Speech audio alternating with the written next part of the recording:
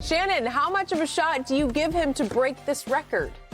I give him 2% chance. 2%. Yes, Skip, there's a reason why this record is still for almost 70 years. Dick Night Train Lane set this rookie record in his rookie season. He had 14 picks.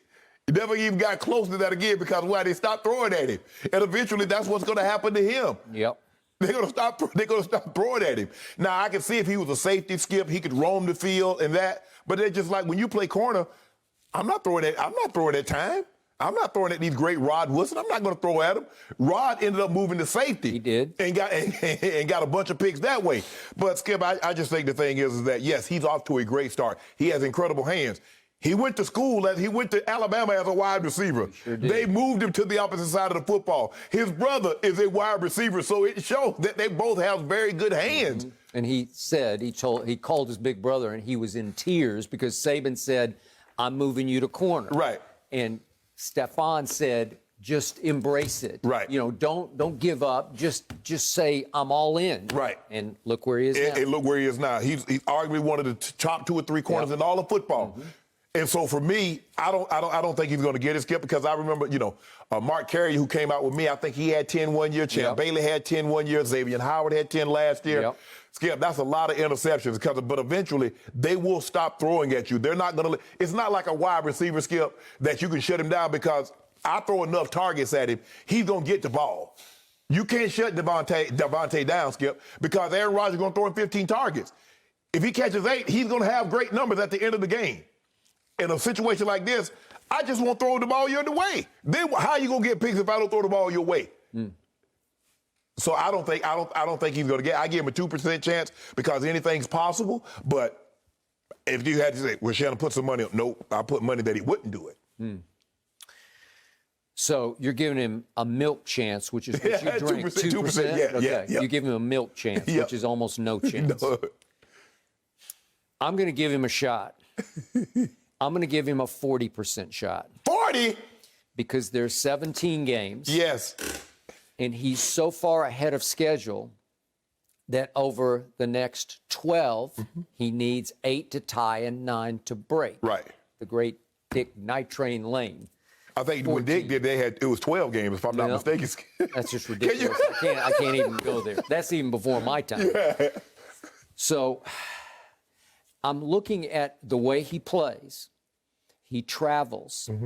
So he's always taking the number 1. He's taking the Devontae. And by the way, Devontae Adams is just playing. He's playing at a level that is getting to be Moss-like to me. He's about as explosive as I've seen since Randy Moss. Right. And yet, I look back at what you say about time, Deion Sanders. He's simply the greatest corner ever, and I don't even think it's even close. And I got in a big argument one time with Darrelle Revis about this, and I'll give Darrelle number 2, but I just can't go up there because I watched Deion up close and personal, and I've never seen anything like him before. It's like Barry Switzer said that first year he was coaching the Cowboys. He pulled me aside at one point and he said, it's like he's not governed by the same gravity that the rest of us are. He was super light on his feet. Super light on his feet. And so I look back at what was his biggest year of interceptions. It was that last year in Atlanta in '93 before he went to San Francisco. He got 7.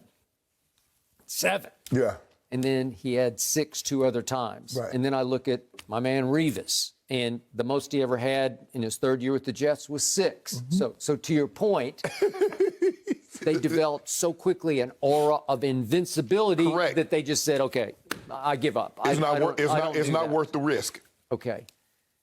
Trevon doesn't yet have an aura of invincibility because last year he was often a liability. Right. And I witnessed a similar sort of explosion into the National Football League back in 1981. There was this kid out of Grambling, undrafted, named Everson Walls. And it was so bad. He was such an also-ran in camp that the first night of the first preseason home game, you get the flip card in the press box with all the rosters on it, and he was identified as Emerson Walls. Emerson, well, they didn't even know his name. And what did he proceed to do? That night, he blocked a punt. That was the first time he caught my eye, like, wait a second, who's that kid? Oh, Emerson is actually Everson Walls, and here he came.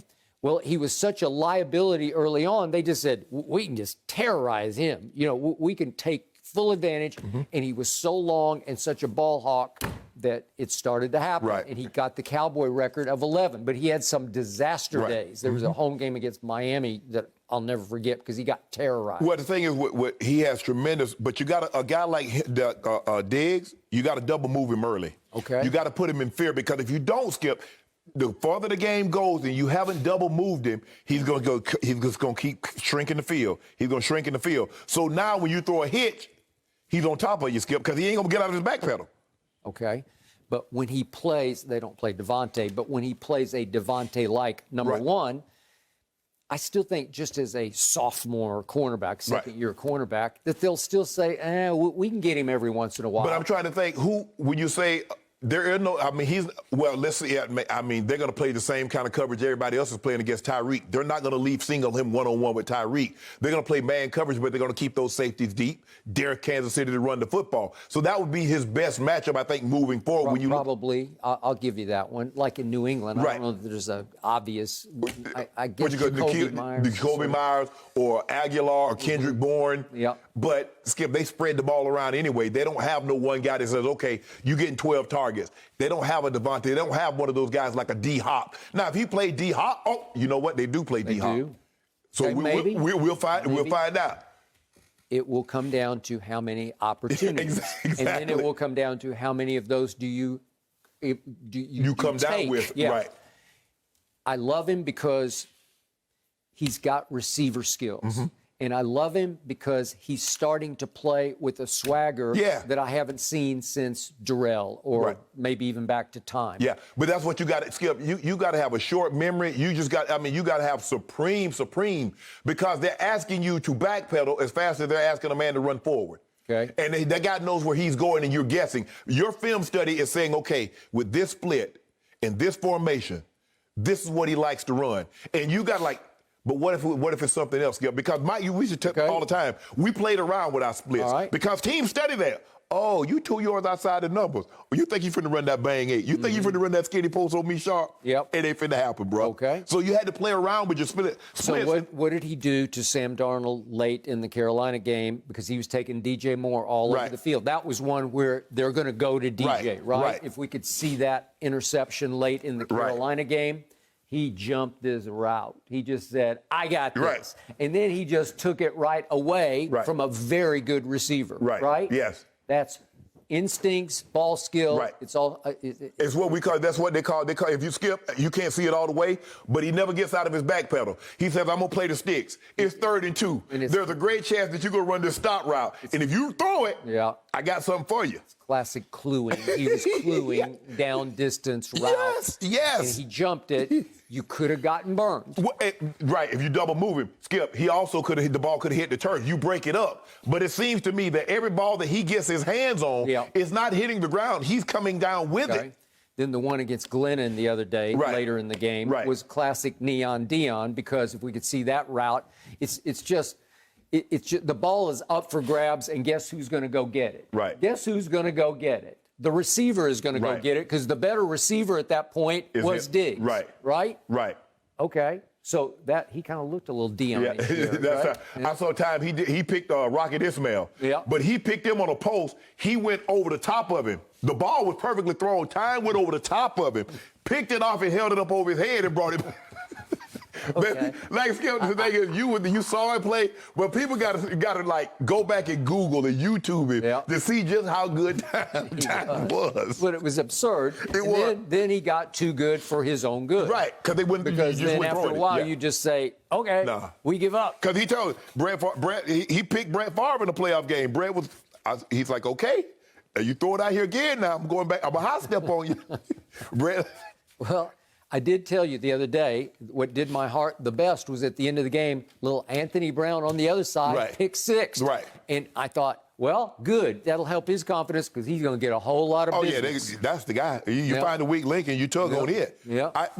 Skip, why would I fool with Trevon Diggs, who's going to be an all-pro at the corner position, when I can go at this guy? Unless you think my guy's just better than Trevon Diggs. No, I just put the second best guy, you got to eat. Okay. Hey, oh, you put the number one receiver on Rod, I'm going to eat today. You put the number one receiver on Ed, I'm going to eat today. Okay. I'm going to eat today. Eat, Trevon, eat. All right, we're gonna have to see how he does it, if he can break that record. I know it's hard to do. Thank you for watching. You can subscribe here to get the latest from the show, and be sure to check out more of the best clips from Undisputed, or go watch a few other segments from our other shows on FS1.